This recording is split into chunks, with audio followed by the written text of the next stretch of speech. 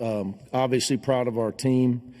Before I get to that, congratulations to Coach Calhoun, to Jared, my friend, and Utah State on a tremendous season. To go in there in his first year and lose the Player of the Year in the league in Asabor, and be able to have the 26 wins in the season that they had is an amazing job by him. Tough draw for him, being as though their defense is something that Coach Willard taught me a long time ago, and I lived in at Cincinnati my last 5 years. So very, very hard to play that defense against somebody that lived it and breathed it and ate it every day. So tough matchup, but really proud of the guys. Defensive effort was awesome. These two guys to my right give us a toughness that you need to have, that we're going to need to have Saturday. Hopefully Sebastian, he tweaked his groin a little bit before you asked Ben. So, hopefully he'll be all right. And not much to pick at, man. 22 assists on 26 baskets. And the guys just did a great job, and it helped us to have 3 days, because against the matchup zone defense, you have to score on passing and cutting. You can't dribble your way into it. They're going to steal the ball. So guys just did a great job with the preparation. Coach Savino did a great job. But their spirit and their mindset to be a great defensive team tonight just took Utah State out of their comfort zone. An uncomfortable team shoot a low percentage. And our last time out, obviously, we let Wisconsin get comfortable.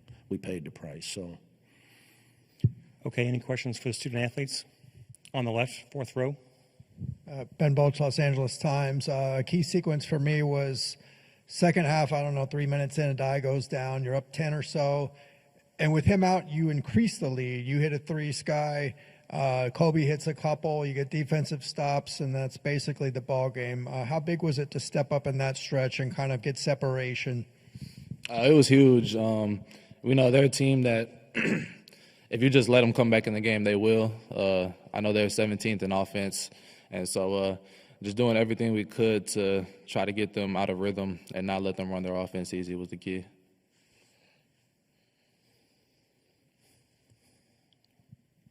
Again? It seemed like a lot of step-up performances tonight. Both of you. Dylan's defense on Ian I thought was really good, and he had 8 assists and only 1 turnover. So he played a two-way game tonight. Can you talk about his performance and just the guards in general and how important that is right now? It's huge for us. Dylan's a great player. He's a great person. I've always had nothing but amazing things to say about him.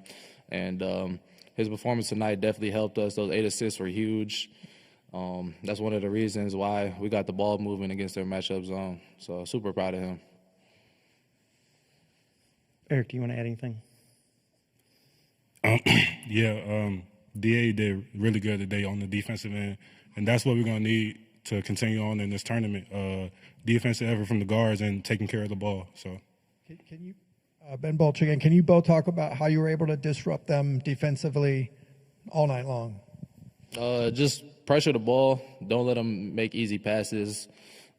Just do everything we could. We know on the ball screens, they like to throw over the top on the pick and roll, or they like to throw it to the lift man. So having high hands in a hard blitz was definitely one of the keys, and then having mud as well.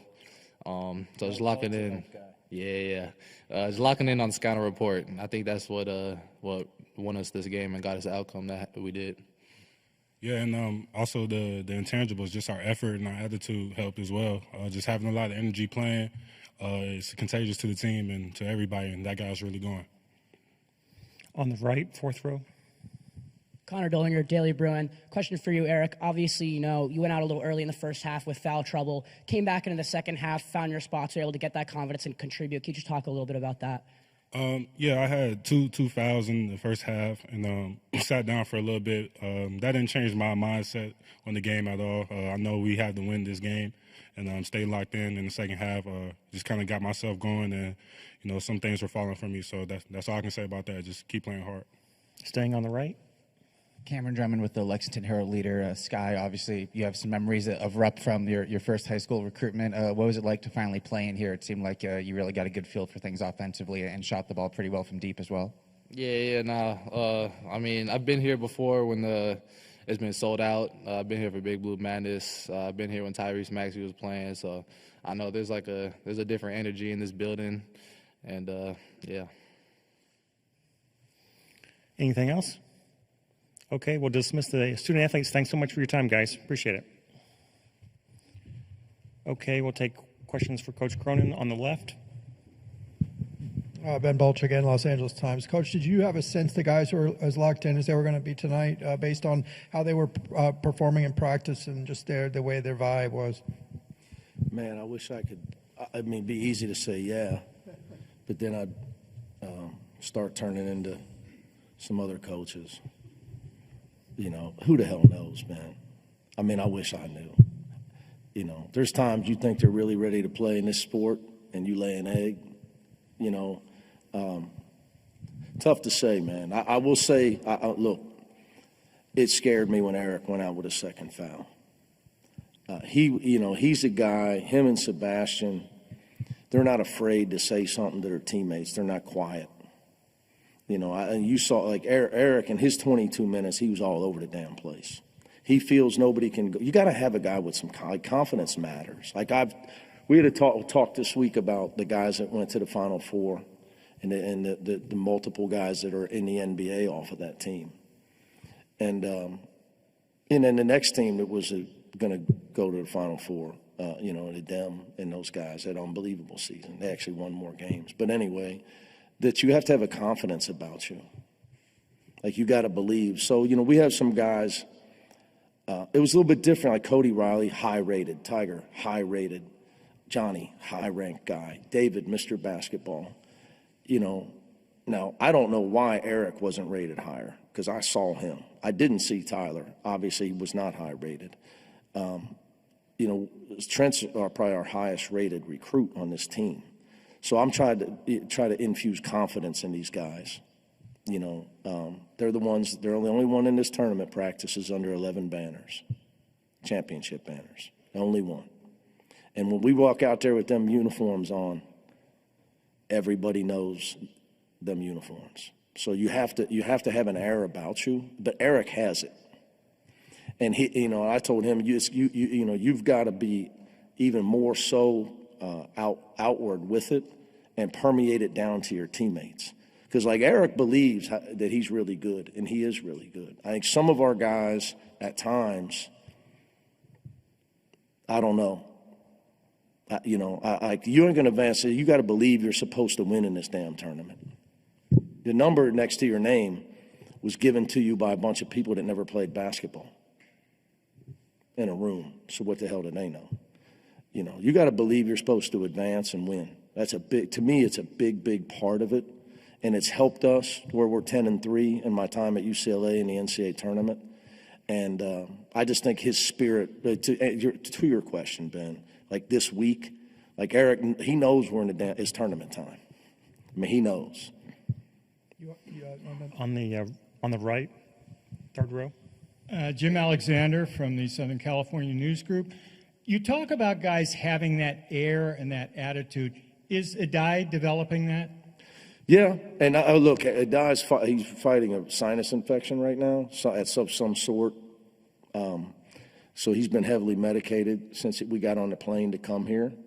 So I was really proud of him, you know. It's just he's come such a long way in 2 years. And that's a credit to him. You know, a lot of guys quit. I tell guys, my speech is, guys get to college, and it's way harder than they thought, unless your name is Michael Jordan or Cooper Flagg, you know, guys like that. Alonzo Ball, Kevin Love. 99.9% of them, it's harder than they think or they thought it was going to be. Then you either make excuses, quit, transfer, blame others, or you get to work. And that's what life's about. And I just, you know, I'm pretty in their face with it. I tell them that's what time it is. Because nobody else is coming to save you. Because they don't care. Other than your parents, nobody cares. They got their own problems. So Adai's, he put his head down and he's really, really worked hard. for a young kid that never worked hard or played hard till he got to UCLA. He was just a prodigy of size and skill. So I'm really, really proud of him. I mean, look at his numbers: 5 blocks, 10 points, 6 rebounds in 20 minutes. And I'm telling you, he's sick. And he was our high deflection guy because of his block shots. On the left. 2 things for you. 3-point defense tonight was incredible. And then guard play across the board with Skyy, Dylan, Kobe. You could go down the list. Guard play, you got to be, look, I'm not playing out there. So again, I'm trying to infuse confidence. Skyy, look, I've been telling you, Skyy, because he can really shoot the ball. He got off to a bad start. But a lot of it is, what he went through in the offseason, and he continues to fight through with his dad's health situation and trying to just clear his mind. Dylan played one of his better games tonight, without question. Without question. But, look, again, I can sit here and say, our defense was awesome. They missed some shots. Ian went 0 for 7. He probably had a few clean looks. It's not always you. Sometimes the other team just makes great. They shoot the lights out, and sometimes they struggle. They didn't make shots. They were going to need to make shots to beat us because they don't have an interior offense. They don't have a post-up guy. So some of that was our defense for sure. Because I say this to you all the time: uncomfortable teams shoot a low percentage, and we were able to make them uncomfortable to an extent. And then what happens is when you do get open, you're rushing everything. You're not comfortable because it's so hard to get open because our effort was so good. But even with that said, sometimes they just miss some clean looks. That's the truth, the fair of it. It wasn't all of us. On the right, 4th row. You got anything? I'm hungry. Cameron Drummond from the Lexington Herald Leader. Obviously, Mick, just the way you guys played offensively and defensively tonight, how much confidence, momentum do you think this will give you guys rolling into Saturday against Tennessee, just from putting this on the court and knowing you can do this? Yeah, we don't get to take any of these points with us. Whole new ball game. It's not the same as it was when Canelo's getting old, but I grew up a big boxing fan. You change weight classes. It's a little bit different. A little bit different when you change weight classes. So we'll see. Everybody's tough until they used to say everybody thought they were tough until they walked in. You're young, but until they got in the ring with Mike Tyson. Everybody had a lot to say until the guy with no socks walked in and crushed them. So, it's a different animal. I'm really happy with our effort tonight, but we've been preparing all year to play Saturday. Hopefully a lot of the Big Ten battles we've had will prepare us because, look, my respect for Coach Barnes is off the charts because he does it the right way. Cares about kids, coaches. He's not a phony. He is who he is, and it's worked for him for many, many years. And Tennessee got really lucky when somebody else let him go. It's been great for Tennessee basketball, obviously. So they've been in a golden era of, being at the top or near the top of the SEC. So they're always a great defensive team. They take care of the ball. They don't beat themselves. They got a great point guard down the road. They got Jemai Mashak, who we would have tried to sign, but we didn't have a scholarship. So we didn't really have a need for him at that time. But I knew he was he's such a winner. He's a great kid. 2 more quick ones. On the left. This might sound incredibly nitpicky, but offensive rebounds for them. I think they had 10 in the first half. You did a better job in the second half, but was that a lot of threes going into that long rebounds got us. We got caught reaching for the ball with one hand, and a lot of the rebounds we had, and they tipped it away from us. So it's obviously an area that we were not great at tonight, obviously. And most of them are long rebounds. We didn't go grab the ball. We were reaching for the ball. And last one on the right. Yeah, Ben Baby from ESPN. First off, great Canelo reference, by the way. Secondly, why did you decide to challenge up 21 that late? What went into going through? It is because I knew I was right. And sometimes you got to show those guys because, it's always the cat and mouse game with officials. Doug Sermon's a veteran. I just had to let him know that it was clearly a missed call. I don't care what the score is. Make the right call. It is what it is. And if the shoe's on the other foot, don't ref the scoreboard. Pretty simple. All right, guys, thank you.